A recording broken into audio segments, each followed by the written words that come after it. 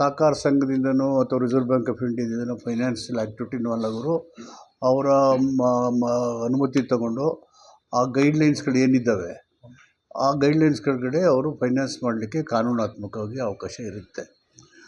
ಆದರೆ ಬಡವರನ್ನು ಈ ಒಂದು ಸಾಲದ ನೆಪದಲ್ಲಿ ಸೂಲಕ್ಕೇರಿಸೋಂಥದ್ದಕ್ಕೆ ಕಾನೂನಿನಲ್ಲಿ ಅವಕಾಶ ಇಲ್ಲ.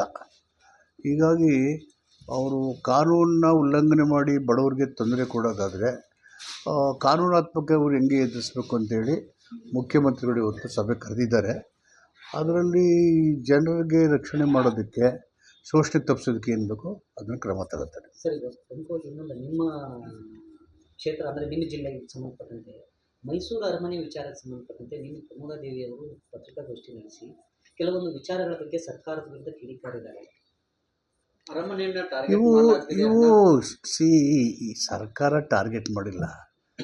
ಎಲ್ಲ 550 ರಾಜರ ಆಡಳಿತಗಳನ್ನು ಒಗ್ಗೂಡಿಸಿ ಸ್ವತಂತ್ರ ಆದಮೇಲೆ ಆಸ್ತಿ ಎಲ್ಲ ಸರ್ಕಾರದ ಆಸ್ತಿ ಅಂತ ಘೋಷಣೆಯಾಗಿ ನಾಮಿನೇಷನ್ ಆಗಿದೆ ಅಲ್ಲ.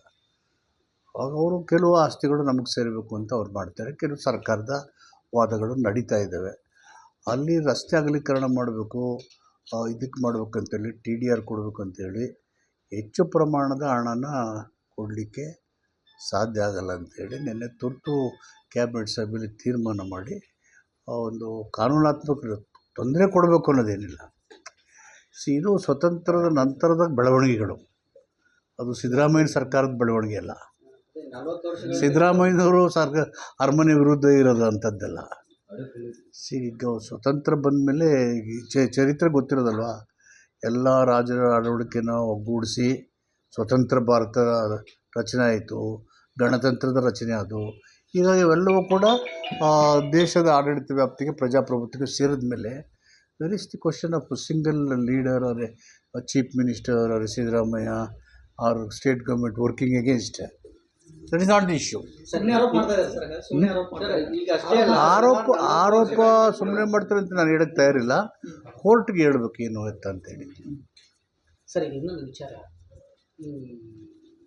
ಸತೀಶ್ ಜಾರಕಿಹೊಳಿ ಅವರನ್ನು ಹಣ್ಣಲಿಕ್ಕೆ BJPಯಲ್ಲಿರ್ತಕ್ಕಂಥ ಶ್ರೀರಾಮುಲು ಅವರನ್ನು ಕರ್ಕೊಂಡು ಬರ್ತಾ ಇದ್ದಾರೆ ಅನ್ನೋ ಒಂದು ಗಂಭೀರ ಆರೋಪವನ್ನು ರೆಡ್ಡಿ ಅವರೇ ಪ್ರಸ್ತಾಪ ಮಾಡಿದ್ದಾರೆ. ಆ ವಿಚಾರಕ್ಕೆ ಸಂಬಂಧಪಟ್ಟಂತೆ ಏನಾದರೂ ಅಂತ ಬೆಳವಣಿಗೆ ಕಾಂಗ್ರೆಸ್ನಲ್ಲಿ ನಡೆದಿದೆ?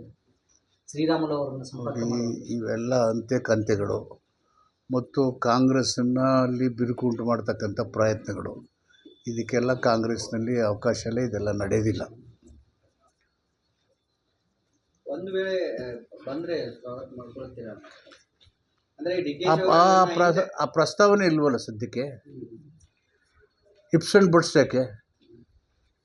That question is not there before us. DKಶಿ ಅವರೇ ಹೇಳಿದ್ದಾರೆ ಸರ್, ನಾನು ಹಿಂದೆ ಕರೆದಿದ್ದೆ ಅನ್ನೋ ಒಂದು ವಿಚಾರವನ್ನು ಕೂಡ ಹೇಳಿದ್ದಾರೆ. ಚುನಾವಣೆ ನಡೆಯೋ ಸಂದರ್ಭದಲ್ಲಿ ಅವರು KPCC ಅಧ್ಯಕ್ಷರಾಗಿ ಪಕ್ಷದ ಗೆಲುವು ಸಾಧಬೇಕಾದ್ರೆ ಅನೇಕ ತಂತ್ರ ಕಾರ್ಯಕ್ರಮ ಬಳಸೋದು ಅದು ಒಂದಾಗಿರ್ಬೋದು. ಆಗ ಚುನಾವಣೆ ಜನ ನಮ್ಗೆ ಆಶೀರ್ವಾದ ಕೊಟ್ಟಿದ್ದಾರೆ, ಸರ್ಕಾರ ನಡೆಸ್ತಾ ಇದ್ದೀವಿ. ಕಾಂಗ್ರೆಸ್ನಲ್ಲಿ ಅಹಿಂದ ನಾಯಕರಾಗಿ ಸತೀಶ್ ಜಾರಕಿಹೊಳಿ ಬೆಳೀತಿದ್ದಾರೆ. ಹಾಗಾಗಿ ಅವರು ವಾಲ್ಮೀಕಿ ಸಮುದಾಯದ ನಾಯಕರನ್ನ ಈ ಪ್ರಶ್ನೆ ಎಲ್ಲವೂ ಅಪ್ರಸ್ತುತ. ಅವು ಯಾವ ವಿಷಯಗಳು ಪಕ್ಷದ ಮುಂದೆ ಆಗಲಿ ಸರ್ಕಾರದ ಮುಂದೆ ಇಲ್ಲವೇ ಇಲ್ಲ. ಸರಿ, ಕಳೆದ ಒಂದಷ್ಟು ದಿನಗಳಿಂದ ಈ ರಾಜ್ಯದಲ್ಲಿ CM ಬದಲಾವಣೆ, KPCC ಅಧ್ಯಕ್ಷರ ಬದಲಾವಣೆ ವಿಚಾರಗಳು ಚರ್ಚೆಗೆ ಬರ್ತಿದೆ. ಇವು ಯಾವ ರಾಜ್ಯದ ವಿಷಯಗಳಲ್ಲ, ಪಕ್ಷದ ಹೈಕಮಾಂಡಿನ ವಿಷಯ. ಪಕ್ಷ ಹೈಕಮಾಂಡ್ ಏನು ಹೇಳುತ್ತೋ ಅದು ಅಂತಿಮ.